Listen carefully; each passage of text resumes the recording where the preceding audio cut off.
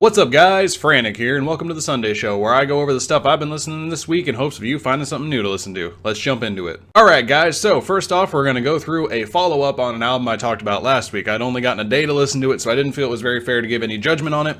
So I was going to just say, follow up next week. So this is the album Duende by Great Discord. I'd mentioned it has really sick-ass album art, which I still kind of agree with. It's pretty awesome. And honestly, I like the album. I like the first track, Aging Man, which is a song I'd heard to get me into the album. As it goes on through the album, the middle half of the album, up into the track Woes, they're all kind of just meh. But Woes kicks ass, and then everything after it is really awesome too. So honestly, if you can get through the little middle of it, if you kind of enjoy it, kind of don't, it's here and there with me. But once you get to the track Woes, which is like the halfway point of the album, and get to the end, oh man, it's so good. I would highly recommend it. Alright, so let's jump into progressive power metal. Man, I love myself some power metal. Nothing like slaying dragons, but at the same time, I really love progressive music because, well, Dream Theater, right?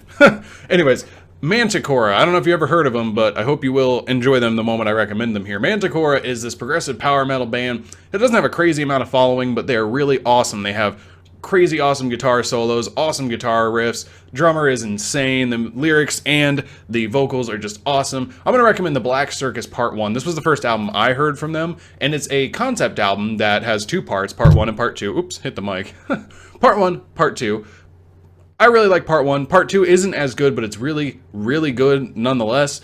I won't recommend Part 2 just yet, because the first album is very long, and it kind of focuses again around circus people, circus freaks and stuff like that, but this is more inspired by like Lovecraft. So if you're into the kind of Cthulhu imagery that a lot of people tend to be into, and you want to hear it with like a circus and awesome power metal, this is the album to go to. It talks about like gypsies and doing all kinds of really weird magical stuff. So I really enjoyed this album the first time I listened to it, and the numerous amounts of times I've listened to it afterwards. I would recommend two tracks if you aren't sure if you want to get into it, and that is Forever Carousel, which is amazing, and Wisdom, which features some female vocals, and they are both really, really good tracks. But honestly, every track on this album is really good, even the interludes where it sounds like he's writing notes to a friend. This is just a great album. I would highly recommend listening to it front to back, but if you really aren't sure, check out the two tracks I mentioned and then jump into it from the beginning and listen to the story. Man, is it good. Alright, so next up I'm going to recommend a band that I really should have listened to earlier, and I really hate myself for not listening to them. Spock's Beard is a band that I knew existed, I had heard was really good and would be right up my alley, but I just never got around to listening to them. Usually it was because I kind of forgot once someone recommended it, and that happens with me a lot. But Spock's Beard, their latest, well not their latest album, but their album from 2013, Brief Nocturnes and Dreamless Sleep, wow is that a good album. I had heard this track Afterthoughts from my Spotify recommend list, which was on this album, and I really liked it. And so I went to that album and kind of just played it through while I was playing like Rocket League and playing some other video games. Man, is this album good. Hiding Out, the first track, very good opening track, very good intro to the album. And then Afterthoughts is like the fourth or fifth track, but it's like a 7-track album. So you had each song's roughly like 8 minutes long, so you're getting through a lot of stuff in that time, but those two tracks alone I think will definitely set the tone and tell you if you're gonna like this album. And when you do listen through it, it kind of has this whole like treasure hunting, not pirates necessarily, but kind of that idea of come sail away from the sticks, but not nearly as in that same realm. It's just kind of the same idea. So I'd recommend this album for sure if you're into the type of stuff I've been recommending, especially if you like someone like Dream Theater, or my next band, which I will get to here in a second. So Riverside, right? Riverside's one of my favorite bands, and I've recommended them before. I recommended one of their newest tracks because they unfortunately lost their guitarist, which is a very sad topic to talk about.